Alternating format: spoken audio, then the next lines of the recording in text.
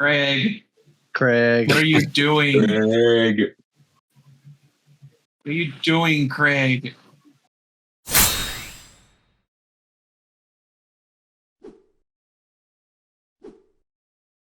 Hi, welcome to the Guiding Keys podcast. It's me, Latrix. It's been a while. Hello. Well, it's been a while for me. It's been a while for us. I don't know what the schedule's going to look like yet. So, we don't know anything that's happening at any moment of time. I'm the one doing all of it, and I don't even know because I just kind of wing it. That's how we do. All right.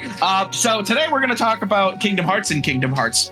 And by that, I mean we're going to talk about the character development of the different characters within the series and how they've grown and evolved and what we like, what we don't like, just stuff about character growth and characters in general. Mainly the original characters, and probably almost exclusively, because I don't want to talk about Hercules for 7 years straight here. Well, you see, he was born to Zeus and human mother. No, they're not in Disney canon. Disney version, that's right. He was born to Hera, which is right. Which is funny because they're using the Greek names. That's not safe to talk about. Which is funny is that they use Greek names for all the other pantheon, but Hercules should be known as Heracles, but is not. Heracles, he is going by his Roman name. Anyways, that's your bit of lore today, everybody. Good night. That's just because the name Hercules is more well known. Why does Heracles have the word Hera in it if his mother isn't Hera? Is this someone who's trying to appease his angry wife? Because the Greeks weren't thinking that far ahead. And now they're all dead. So they're not dead. I'm pretty sure they're still kicking. I mean the ancient Greeks. No, there's probably one guy still ancient for a reason. I think one guy's still kicking. It's just one guy. One dude. Zeus is just standing on the corner. That might be a little too non-PG for this podcast. Anyway, starting with the first game. Yeah, so Riku's a little shit in the first game. Yeah. If we're talking about Riku, I could go on about that for hours. I'm pretty sure Riku. Because granted, in this first game, we don't have obviously it's the first game. The only bit of character development is what happens throughout this particular game, and we really only have 3 characters to talk about because obviously Ansem is just the big bad that we really don't get to see till the end. But and unfortunately, Kairi spends most of the time asleep. I was gonna say, really, we only have 2 characters to talk about because Kairi does, jack all in that game, except maybe Kingdom Hearts 5. Come on, Kairi. She gave Sora a hug and broke the laws of what Heartless and Nobodies are supposed to be, but it's okay because they weren't invented yet. She no-clipped, that's what happened. She no-clipped in the first one, yeah. Yes, Riku was definitely so rival heavy-coded, it wasn't even funny, because obviously they're, him and rivals on the islands, where they're playing around all the time as kids, and then almost immediately, when given the option, Riku was like, "Now let's go darkness, bro." It was that thing, Maleficent, how does he freaking, Maleficent's just like, "Hey, you want to be evil?" And he's just like, "Bet." And I'm like, what the fuck? Yeah, really? That's literally how it goes. Yeah. Obviously, they went back onto a lot. I do think in Chain of Memories, on his side of the story, we get to see a bit more of that, of the understanding. But just with the context of the first game alone, it was very easy. Hey, evil side looks kind of cool. Let's go with that. Yeah. And, I got a bat sword. Yeah, let's go. It was very easy to not like Riku in the first game. It really was. Riku's my best friend in the whole world. Riku is a piece of shit. Riku, my bestest buddy forever. Nobody could beat Riku. Didn't used to beat him so much. And honestly, with Sora, once again, we didn't really have a lot of development, but we did start to see things that will show up later in the franchise, which is Sora's need to self-sacrifice himself constantly. This was the first instance. And he's got a habit of doing it, and the universe is just going, well, he's a cute kid. Let's bring him back anyways. Well, I wanted to touch on something because I find it funny that in like the later games, especially like Dream Drop Distance and 3, they kind of like make Sora sort of like dumbass coded. And I mean that in like a loving way, but like they kind of treat him like he's kind of a dumbass. Yeah. But in the first game, if anything, and they treat Riku like he's the wise and smarter one who's like he knows what's going on and is like always on top of things. But it's like in the first game, Riku was a fucking idiot. Well, in all fairness, in all technicality, Riku does have 1 year on Sora because Riku was awake during the times of Dream Drop. But Riku in Kingdom Hearts 1 is quite literally in Maleficent's like, hey, you want to like, I know the Heartless just destroyed your world and I am very clearly evil, but like, do you want to control the Heartless? And Riku's like, it's really that's a good idea. She's a darkness dealer. She's like, hey, kid, you want to buy some darkness? I mean, it's like, the characters are very apparent of who they're based off of. Like the whole joke that Sora is just this son of Aerith and Cloud, because Sora is just very, happy-go-lucky with all of it, and Riku is so strongly Sephiroth coded. Like he could have showed up as a remnant and Advent Children and would have been none the wiser. Well, because here's the thing though with Riku, I think, and Sora too, is that like, and kind of how I was saying, like they sort of like Sora, they make him kind of dumbass coded in the later games. They Flanderized him. They did a little bit because I think like in the first game, Sora, he was a goofball, but he wasn't stupid. Well, in the first game, he was entirely self-taught. There was, the only mentor characters he really had was Leon and Merlin, and they were very much like he's going to teach you magic. I'm going to teach you kind of like the basic bare bones ropes of like, here's the Heartless, you have a Keyblade. Here's the bits and pieces. You're on your own from here on, kid, because there's not much I can do.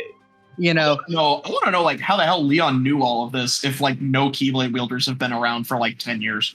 I'm assuming he did his research. Maybe he found some of the reports. Yeah, because remember, he did originate on Radiant Garden, and that was where let's assume he did not see Aqua Terra Ven. He didn't see the Wayfinder trio at all, or Mickey. Here's the other thing, though.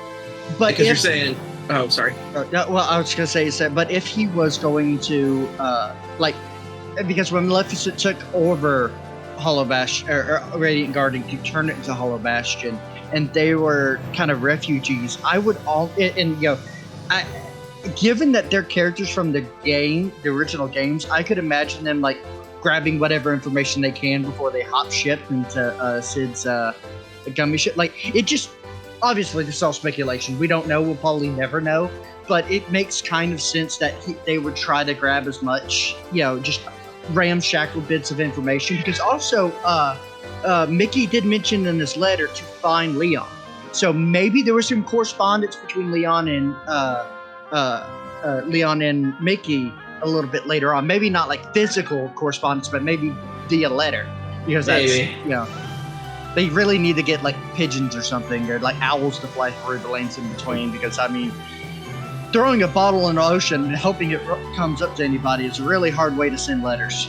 Maybe. I mean, I don't know. I was gonna say like, because we know like I don't know how they would have gotten like Ansem's notes when it was Xehanort running the lab at that point, and the things going on inside that lab were not exactly ethical. I think and those notes were spread out everywhere. There was a connection, and they had some sort of info.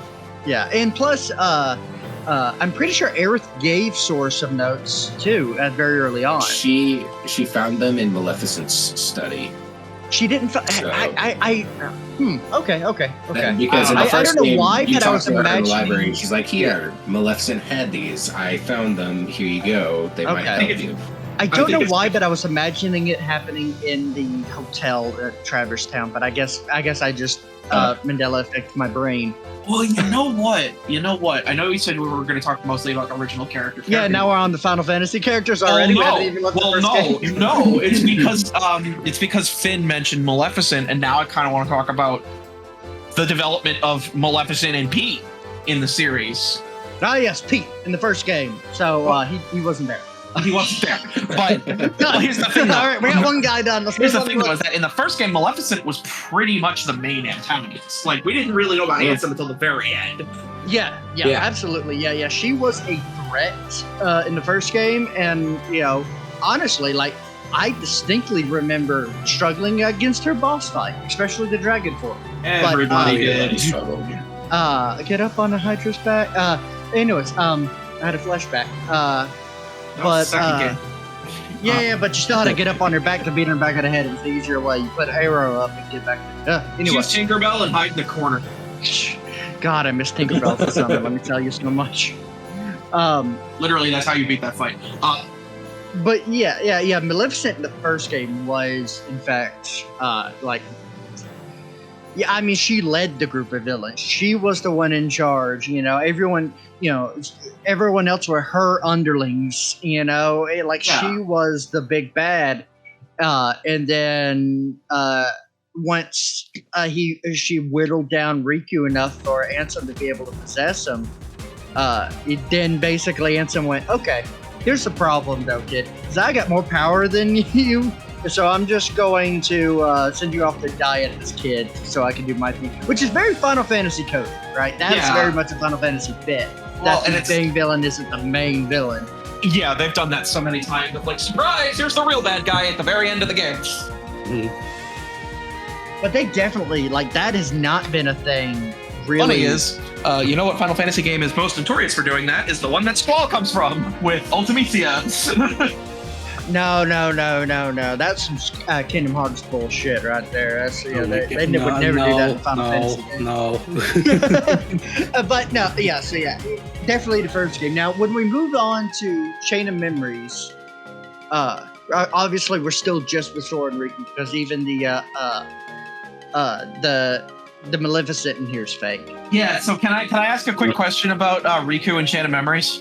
Mm-hmm. Yeah, what the fuck's going on with his ability to smell darkness? It was a mistranslation. What the hell does darkness smell like? It was supposed to be sense. It was a mistranslation. Okay, but then he talks about how it didn't show up again. He talks about how Naminé and Kairi smell the same.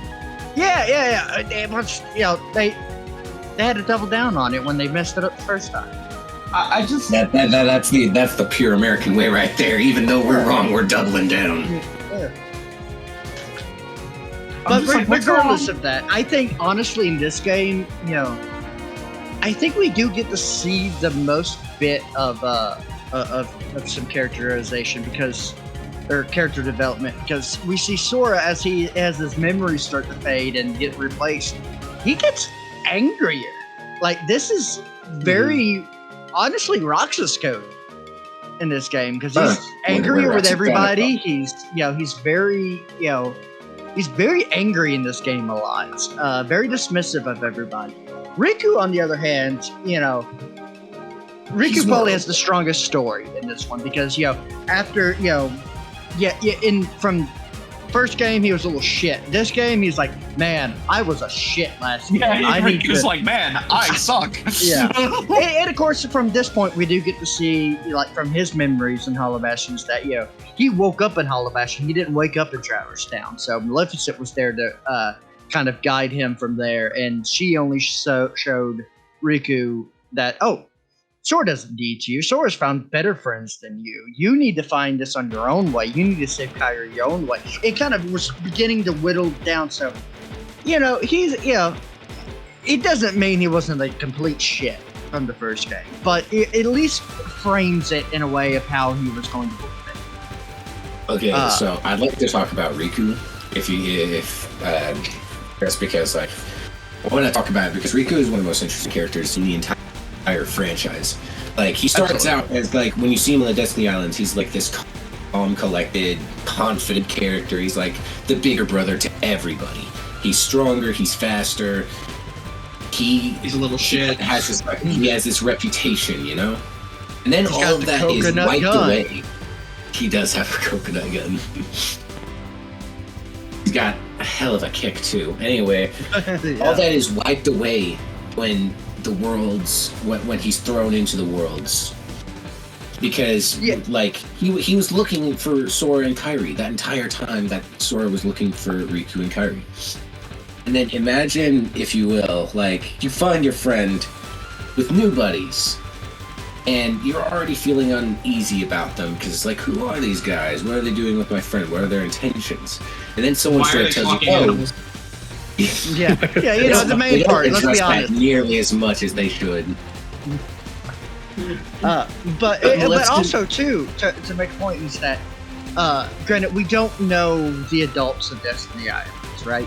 But as far as the friend group that appears on the island in the first game, it was very apparent that Riku was the strongest one there. He was, he was the leader of the group there, and then immediately when tossed out to the worlds, he's not the strongest thing in a 5-mile radius, let alone in the vast majority of the world. So his confidence shot down, and then Sora's out here, with friends he doesn't even know, just blowing up stuff, just killing bad guys left and right, all on their own without his help. Completely dashes his entire identity. And what makes it even worse is that this was what he wanted. He wanted to go out to all these worlds and everything. But in doing so, it put him in a perspective where Maleficent could be in his ear going, they don't need you because you're too weak. If you use darkness, you can be back to where you were. You can be strong. Okay, but here's the thing. And I'm still a little shit. No, well, he is. But I have to put it this way, and that's that Riku's a fucking idiot. Because, bear with me here. So you just lost your world to the Heartless, right? These shadowy black creatures come to your world and destroyed it and, taking your friends from you, and suddenly you wake up in a new place. And then this person walks up and says, oh yeah, by the way, I control the Heartless. Want to come with me? And you don't immediately go, wait, you're the one that destroyed my world? Well, also, Riku was the one who kind of invited it, remember? He opened the way. He opened the door. When you think about it like this, he could have ran, but where would he run to? Yeah, he does specifically say he's not afraid of the darkness and he embraces it. Yeah. That is true. He does say that. Yeah, but also that's because he was already being manipulated. Yeah. I mean, he was being manipulated by Ansem from the very beginning, because we know the whole Tanjiro hoo-ha bit about that one. So, poor Riku's been,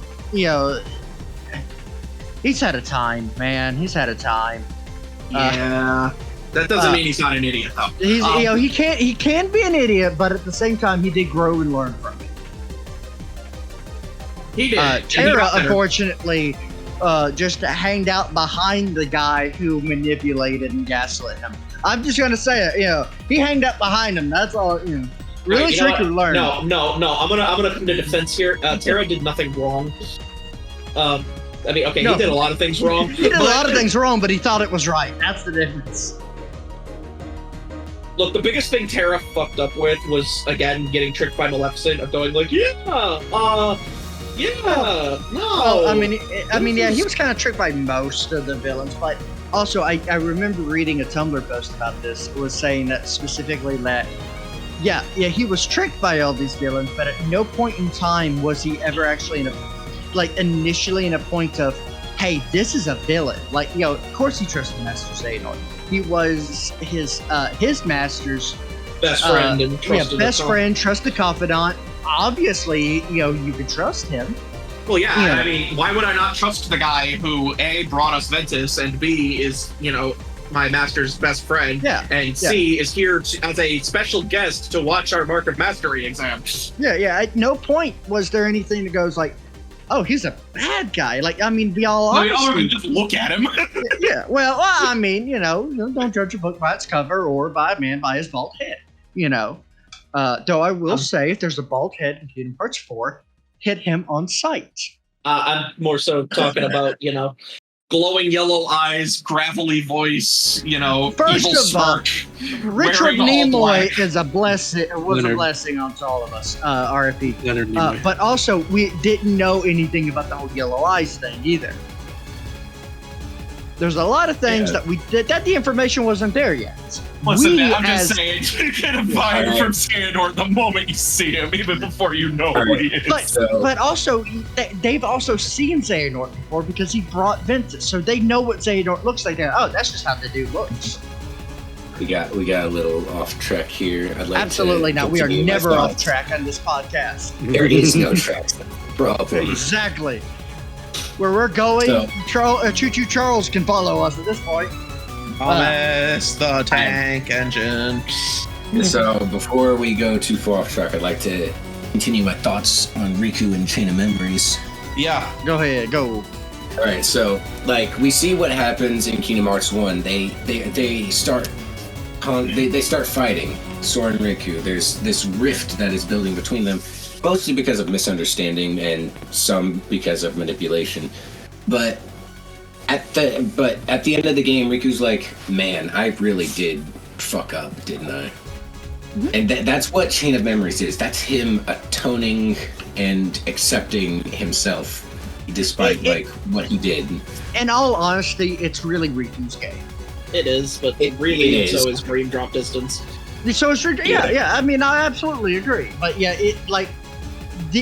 this game is really, obviously the first part, a lot of it building up for the continuing of the series and expanding the world, but it is really also expanding Riku's understanding of himself, of his abilities, and how to atone, to take the road to dawn, take his own road in the middle, not the path to dusk or the path to twilight.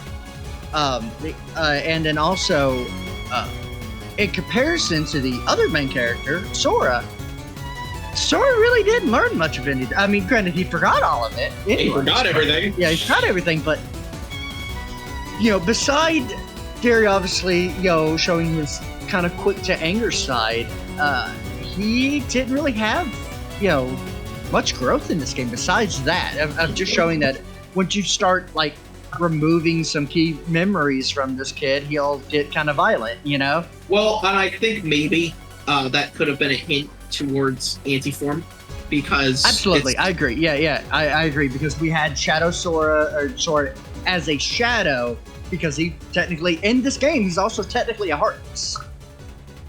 No, he's not. Technically, he's a Heartless. Well, He has his heart, but he doesn't have his body. Yes, he does. No, Yeah, he does. Roxas is his body. No, No. Broxus brought upon his own form. We understand how it works, but there was an issue with Sora was able to bring himself back, so the shell is gone. That's why Roxas was unconscious that first time, because when Sora came back, he forgot everything. Yeah. And he was trying to rebuild his heart was trying to rebuild his body, essentially. Roxas is kind of just there. Roxas is not Sora's, or I don't It's know. funny to think about, because it's at that point he truly is his own person. Oh yeah. Unlike It's others. the whole clone argument. At which point does the clone become Yeah. his own self? And it's the moment that the clone is made and Well- the more memories. But I think the biggest issue is just when Kingdom Hearts 1 was being made, I don't really think they were planning the whole nobodies and how they work thing. Yeah. I think the when the thought process came out was Final Mix, because that's when we got introduced to Xemnas as the secret boss unknown. Because wasn't Final Mix immediately after this one? Hold up. Yeah, well, it came out around the same time as Rechain of Memories, actually. Okay, yeah. Like I said, basically from that point of Rechain and all that, honestly, I think that's when Nomura had not everything mapped out, but he had a lot of stuff already planned out from that point onward. But definitely, the core first game, he definitely did not have, or at least he might have had a potential idea to use this. Like he went, oh, I might be able to use this later in the future, but he didn't. Like there was. I can't imagine he had Roxas all planned out by that point. So Well, we know that the Another Side, Another Story secret bit movie was at the end of Kingdom Hearts 1, but we also know that at the time it was just a concept video. Was it Kingdom Hearts? I thought that was Final Mix too. I'm. It was at the end of the original Kingdom Hearts 1 as well. Oh, okay. All right. Well, I stand corrected on my assumptions then. We also got off Final track Mix. again. Never. Right, last bit. I'm actually in Chain of Memories at this point. So Riku, at this point, his journey in Chain of Memories is so different from what Sora has, because Sora is revisiting worlds and meeting old new friends, right? Riku doesn't have anyone to bounce off of in his story, though. Like during the worlds, it's just him. It's point A to point B. And in that time, he doesn't have anyone to talk to, so he has to reflect off of himself. He has to reflect on everything he's done and how he got to where he is now and why he's doing what he's doing. I think that's a big part of Riku's character growth, because at the end of the day, he was always kind of his own lone wolf character, but this time, now he's purposely secluding himself from others because he believes himself to be a threat until otherwise. Mm-hmm. Before, he thought he was too good for other people. Now he's worried about. Now he thinks he's too dangerous because he just wants to get rid of the darkness within him. And he was given an option to get out by Naminé to just purge the darkness from his heart. And he's like, no, I don't want shortcuts. Yeah, well, he's like, I don't want shortcuts. I want to do this my way. And that's really what Riku is about. Like, the strength to protect others. Like he has to be strong. Strength to protect what matters. He has to be strong enough to protect others from what's within himself, as well as other forces. Absolutely. Take a drink every time we say Sword of Riku this episode, and let us know if you're dead by the end. You won't make it to the end of the episode. You'll be in the hospital for poisoning. I don't think they'd be able to let us know if they're dead. I think we covered Chain of Memories fairly good. Because, let's go to everyone's favorite two. We really have barely scratched the surface of Riku. That is true. He is a very complex character. Yeah, and I mean, in two, we continue to see this with Riku. Mm-hmm. After, Oh, you're going by game, okay. Yeah, game by game. Yeah, we're going to Kingdom Hearts 2 now. So, let's continue on with Riku since we went off that. So I'll say this is the part where I think Riku is very... Well, no, technically we gotta talk about days first, because otherwise Riku's development in this game doesn't really make sense. I mean, I was going by release order, because as we all know, that is the best way to play the game. But but go off track. But if we're talking about Riku's development specifically, because we know that after Chain of Memories, he was wearing the blindfold because he was still kind of hiding from the truth, metaphorically and also literally. He was keeping Ansem bound up inside of him, like on a physical sense. Yes, but he didn't start doing the. No, he did start doing that during days, but it wasn't until because he took it off. He took it off in order to fight Roxas because Roxas was overpowering him, but then he let Ansem influence onto him again, and even though he isn't possessed by Ansem anymore, he starts looking like Ansem just because. I have to wonder if that is more so almost like a placebo effect that Riku is doing with that, right? That he's got in his mind, because for the most part, I had to imagine that the darkness inside of him is just Riku's standard darkness, because Sora also has darkness inside of him. Everyone besides the princesses and Ventus have darkness inside of him. And Ventus. Well, he's a princess for all of us. But Riku is I had to admit that when they opened up the door and Kingdom Hearts light bit, I had to imagine that the main bit of Riku of the Ansem darkness had fled Riku's system basically. I think that from there Riku just associated his personal darkness with Ansem so much to the point that when he basically entered a drive form, because that was how his brain and body interpreted how darkness looked when he was using it, that he then became Ansem from there, because at no point did he act like Ansem while he had the form. Did he ever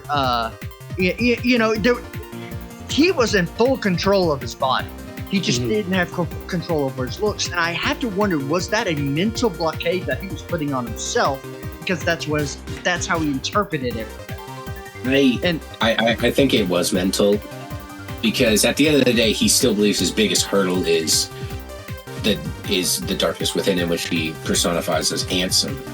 And we don't really see him truly get over it until Dream Drop Distance, actually, with that fight in The World That Never Was. And I think, and of course, this is jumping a little ahead into 2, but when he loses that form, granted, yes, it was with the weird Kingdom Hearts absorption machine that we will never see again. That's a weird thing. We need to have a whole podcast on that weird thing. That was like immediately following after both Kairi and Sora met up with Riku and was like, hey, doesn't matter what you look like, you're our friend. We've been looking for you. You're our friend. We will always love you.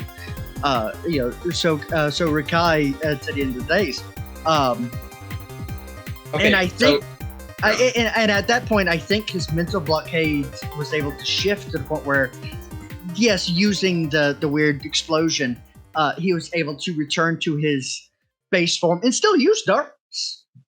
But anyways, Latris, you had a plan that I keep interrupting. Yeah. So here's the thing.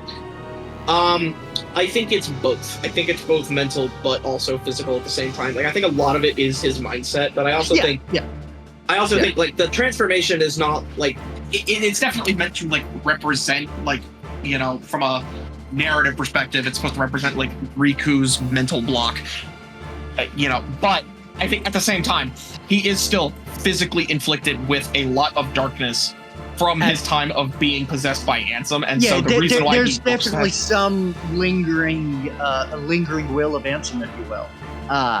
But there's definitely, I wouldn't say that's in my mind that he was 100% cured of Ansem, but it's very, because he also used Guardian, right? He used Guardian to take out Roxas. I'm remembering this right? Yes, indeed. So it's very obvious that he still has that particular control.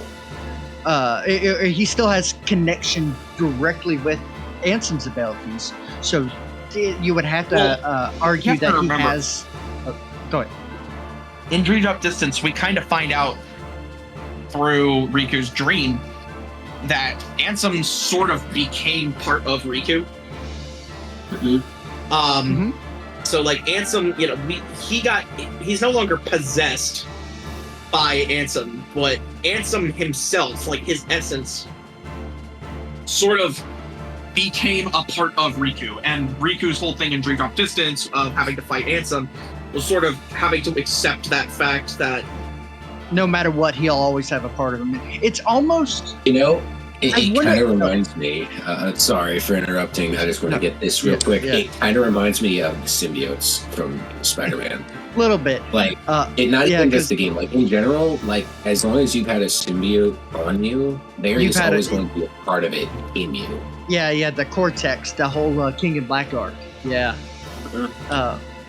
But also, it also makes me think of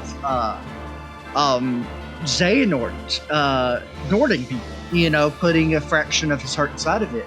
Because, once again, like, obviously not taking the other Xehanorts, but like taking Luxine, Merlucia, Luxord.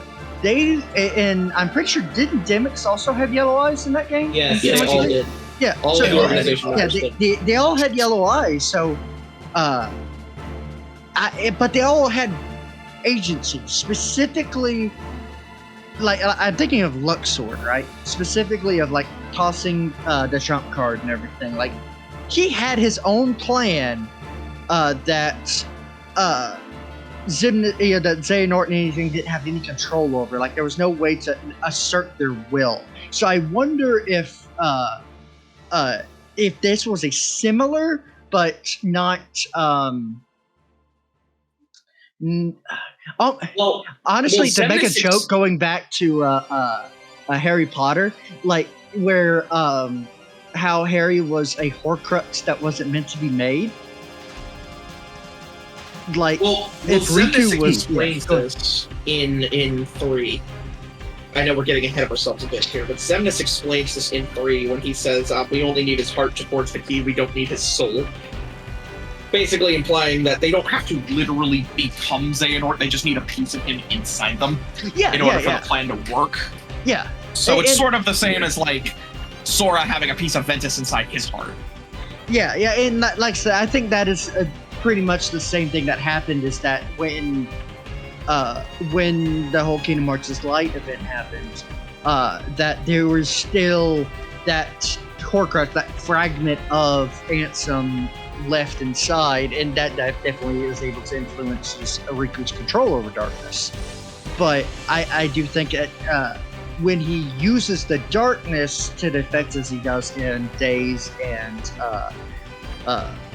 2 specifically, because we do see him continue to use dark abilities and darkness throughout the series from here on. But it's only in these 2 games does he take on the form of Ansem. And I think the form of Ansem specifically was Riku's mental blockade of darkness equals Ansem. If I use darkness, I am no better than Ansem. So I have to not use darkness. But he got to a point where, in order to save Sora, he needed to use the darkness. Use the darkness. Obviously, the darkness is, maybe not nearly... would you say it's nearly as powerful as Ansem, or probably a fraction of Ansem's power?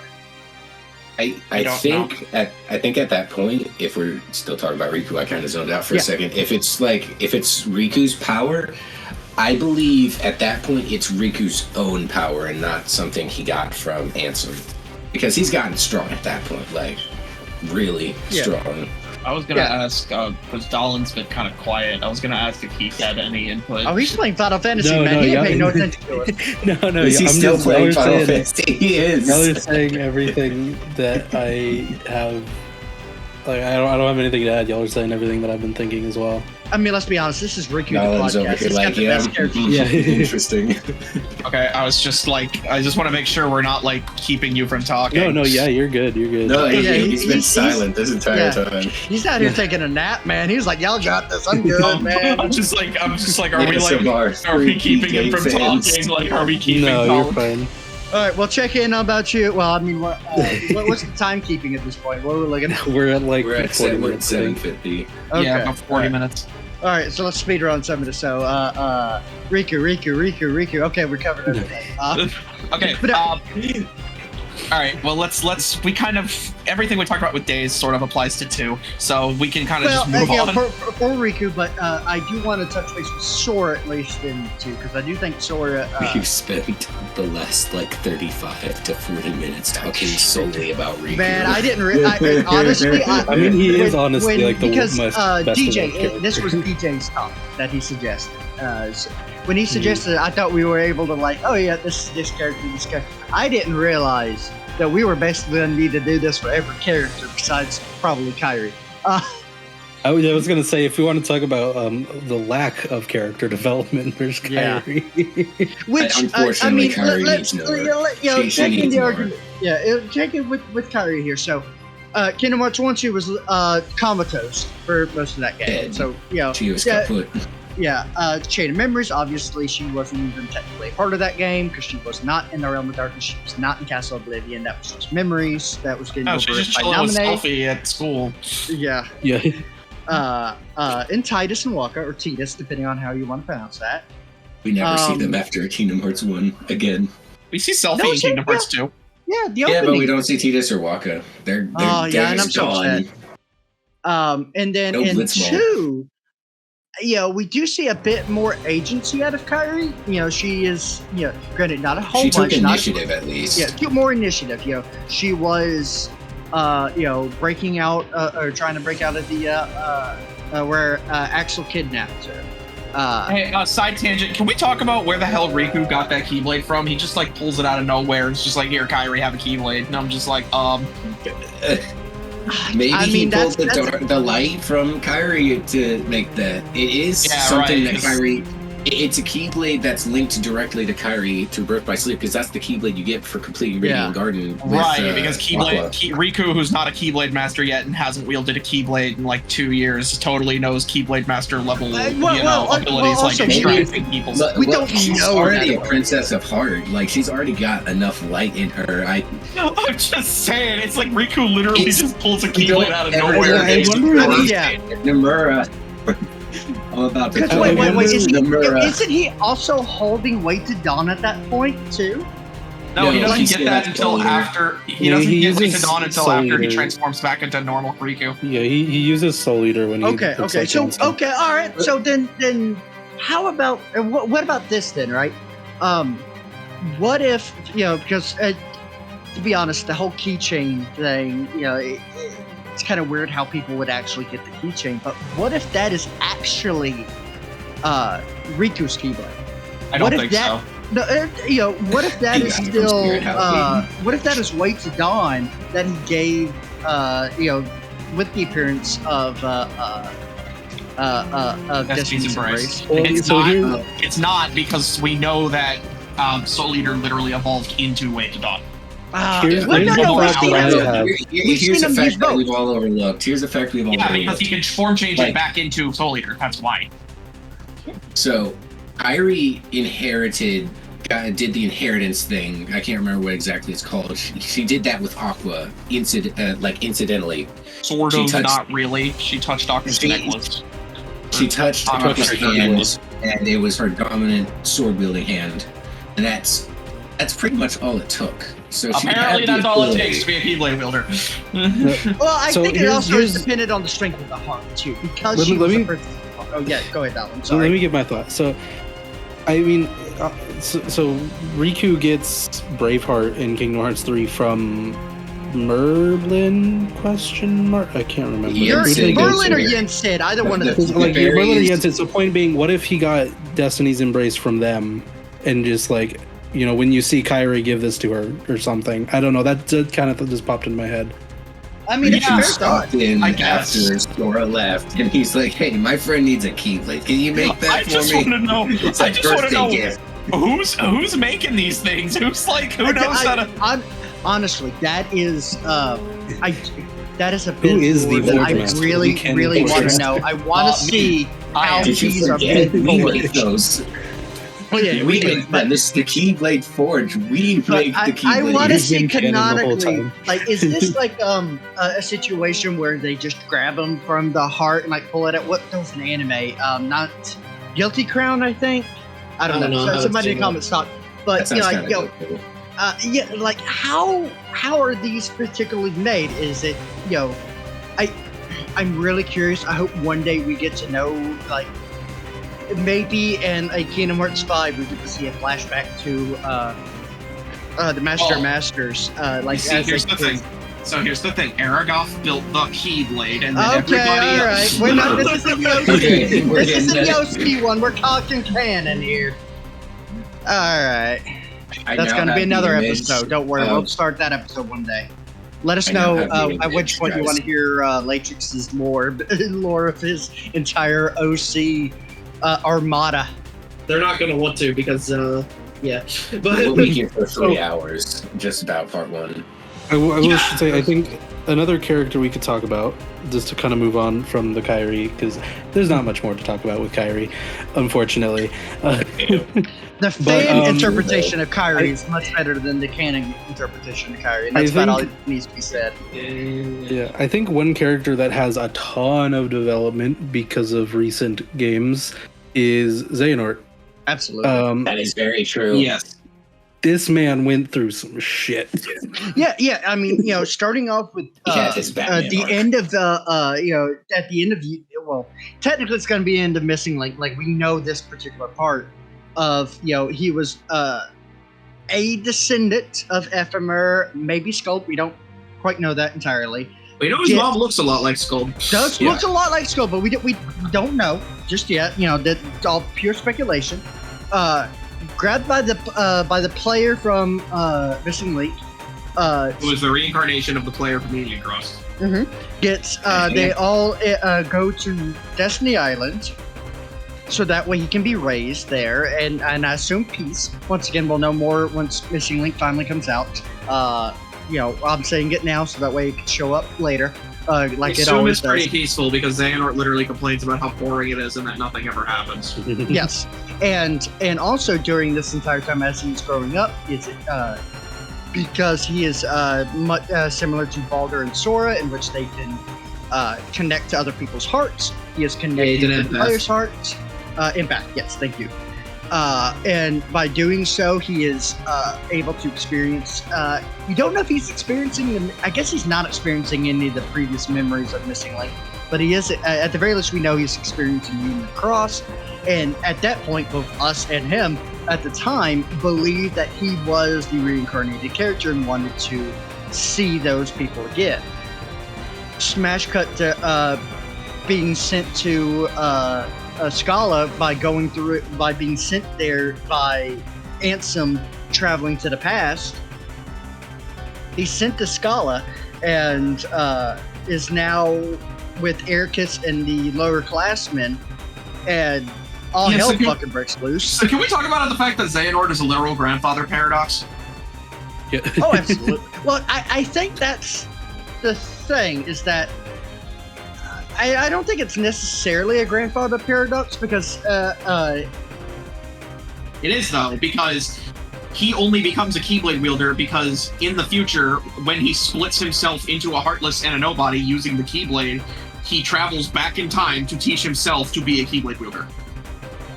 well, It's literally a grandfather paradox.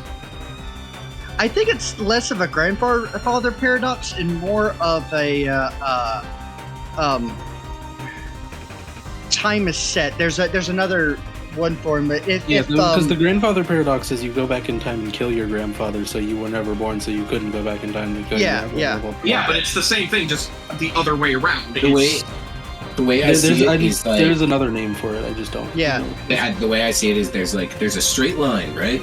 That's the base timeline, and then in that straight line there is a loop, and that one loop is Xehanort going back to the past to tell himself to Bootstrap paradox. become a Keyblade.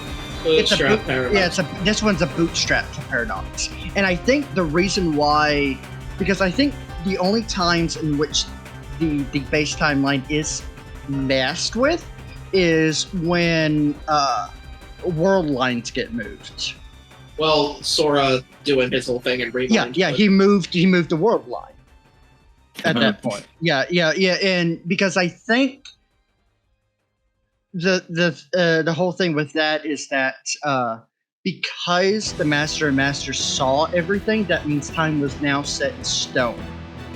So once again, all pure speculation on this. Will hopefully know more about this. and all that. Yeah. Sorry. Anyways, Hey, listen, I'm just saying, I've been ahead of the game for a long time, alright? When Sora altered said path, that was when it's no longer stuck in an information loop. It's not, time is no longer set in stone because Sora altered the time, and therefore he committed the taboo. Once again, speculative on that He one. angered the time eaters. Okay, I'll stop. Take a drink every time Latrix references his own AU. You'll be dead by now. I'm already dead. I'm already dead. I'm already dead inside. Does that count? No, unfortunately, no. Yeah, You but, still gotta pay taxes. Xehanort. Yeah, Xehanort, and like I said, already he's got, and also, I don't know how often it was brought up, but at the very least, the player character did refer to Xehanort as the chosen, the what? Golden Child. Chosen Child of Destiny. Child Destiny. Thank you. Same words, but yeah, fancy words now. And I mean, obviously, if anyone took like 2 minutes to read the Child of Destiny thing, you go like, well, he wasn't born on Destiny Island. Was he the child? But I want to anyway, explain something about the Child of Destiny thing, actually, because I've seen a lot of confusion about like what this whole Child of Destiny thing is. And like, oh, Kingdom Hearts has a Chosen One prophecy now, and like blah blah blah. So I kind of want to clear up some things about that real quick. Is that okay? I am opening up the wiki page of it just so because I'm not nearly as familiar about it myself as I think I am. So I'm just grabbing the info right now as well, so I can double check you. Let me just explain. So the Child of Destiny is mentioned in the Book of Prophecies, which we know was written by the Master of Masters due to his own Keyblade being passed down through time. So the Child of Destiny prophecy is not this thing that's like Sora is born to fill the prophecy. If anything, the prophecy was literally written about Sora. And so it's just people who are reading the book in the past, because the events have not happened yet, they're trying to like make these events happen before they actually happen. But we know, even though it's never explicitly said, it's pretty freaking obvious that the Child of Destiny that's mentioned in the book is Sora. And so the quote like, here is they learned that the darkness would prevail over light, but that the Child of Destiny would change that grim outcome. That's exactly what happens in Kingdom Hearts 3. Mm-hmm. But also, I also want to point out that I don't know how well we can trust the Book of Prophecies on certain aspects of that, because I do feel like I don't think that the Master of Masters is a reliable narrator. I think it's what's it called? A wild goose chase. Essentially, he made the prophecy so that someone would eventually try to fulfill it. No, I think that it's literally him writing about Sora. It could. I think it could be that, but also I think it's also him setting up the event so that way they would think that Xehanort's the Child of Destiny, so that way Xehanort believes he's the chosen one, so that way he would believe he is the one to rewrite the world, so that way Sora has to face against him, so that way Sora can be sent to Quadratum. I think it's 40 chess. That's what I think. I mean, this is the same guy that gaslit his own students into starting the Keyblade War by telling them not to start the Keyblade War. Exactly. Yeah. It's like, don't start a Keyblade War. Also, there's a traitor amongst you. But bye. Don't start a Keyblade War. By the way, here's all the instructions you need to start a Keyblade War. Yeah. So the whole child. And once again, the Child Destiny thing was not mentioned until at the end. So who knows if someone didn't write that in later? If we no, it's definitely from the Master's own hand, and it's definitely about Sora. Like, I don't think that's the thing, though. Like I said, it was not referred to anything until technically the timeline of Missing Link, right? Because at no point did Ava ever mention that. Because remember, they were all concerned about the Keyblade. Well, was the Child of Destiny thing the Lost Page? It probably was. No. The Lost Page was the Lost Page was about the traitor. Yeah.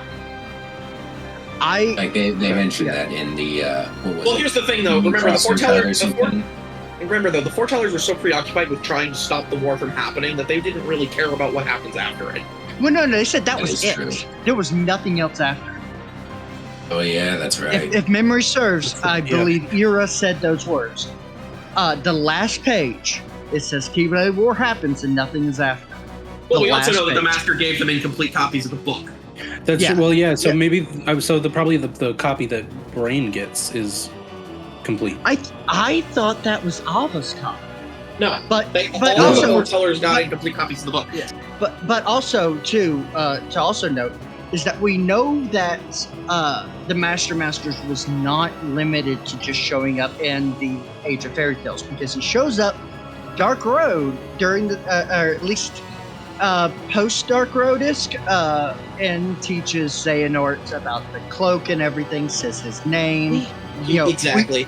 So he could show up much later and, take the Book of Prophecies, at a point where there's like no one who has currently read it, like in this weird lull period, or maybe he did whatever fuckery he needed to because he's voiced by Ray Chase. I'm gonna let that man do whatever he wants.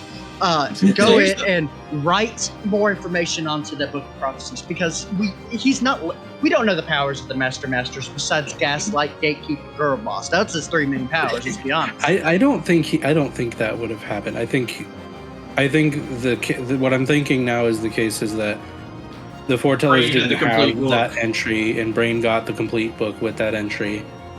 Yeah, and because Brain has it when he goes, to the future to Scala, so that just gets passed down. Yeah, he gives that information to the society that then starts looking for the Child of Destiny among their own people. People in the comments, correct me if I'm wrong, but I was pretty sure that he got the book from Ava, and when he didn't show up with anything on his person, he gave the book and his Keyblade to Ephemer. Let's not forget that. Regardless, if he had it in whoever brought it to Scala at Kylan, whether it was Brain or Ephemer, it's still there. Yeah, it's still the same copy. You're also forgetting the third player in all of this, who was also happening to hitch a ride. Well, no, the one that was happening to hitch a ride in Brain. He wasn't. He granted, once again, quote unquote, he is not supposed to take a look at it to cause the paradox. But let's be honest, when has anybody done what they were supposed to do in these damn games? Besides Ava. Ava, I think, did everything she was supposed to do. But everyone else kind of screwed the pooch. It's funny, for the longest time, everybody thought Ava was the traitor, but the truth is she was the straightest arrow out of all of the... Actually, no, technically she is the traitor. Yeah, she did cause the war. She did start it up. She is the traitor. She's also the only one that doesn't show up. I really hope we get to see her in the future. I hope so, too. I don't think she'll be an enemy. No, they're all going to be enemies. I just think they all have their own motives, and I think Ava's is... We just don't know them yet. I think she's going to start as an enemy anyway. I mean, I think she'll probably end up being redeemed. But I wonder if it's going to be a situation like Anti-Aqua, where it's not... because, if memory serves, they all have darknesses sealed inside of them. So it's potentially possible that that darkness would take control and you had to fight her like Anti-Aqua, and so that way you could free her. We know for a fact, just based on their names and also the fact that they've mentioned 7 deadly darknesses, that each one of them represents one of the 7 deadly sins. And Ava is greed. Their names were further evidence for that too. Yeah. Well, I said their names. Was part their names and also their masks represent the 7 deadly sins as well. I learned that. What sin is Unicorn? That is that's should be Wrath. Hold on. He's Pride. No, Wrath? No. The Master is Pride. Not stated specifically, but he is. So hold on. The Master, not necessarily. Whoever Super is Pride, because Super is short for Superbia, which is Pride. It could be that there was a 7th foreteller who's in the box. We don't know. Well, there's not in there anymore. Yeah, there is technically more. No, we know what's in the box. We made a theory on it. Right? Watch episode 1. But watch the rest of the episodes too. But yeah, so you have. It's also possible. 7 deadly sins.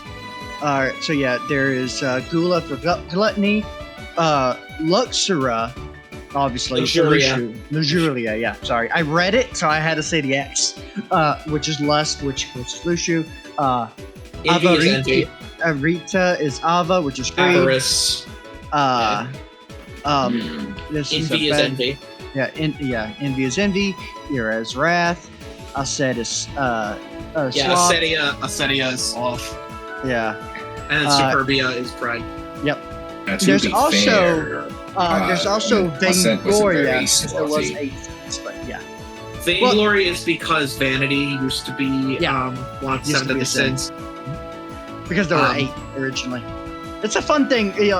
Look up some if anybody wants to have weird trivia in your brain, if there's like any old like groups of thing, look up because I promise you, there's more to that group than there ever was. Oh, and what's also really funny is that this is all like the 7 deadly sins, but actually it's like the further you deep, it's like really funny how many like biblical allusions there are in Kingdom Hearts. But that's a whole other discussion.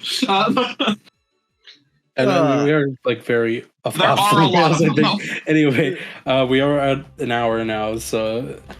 So Riku had the best character development. Xehanort's next. Sora gets angry then dumb. Angry then dumb.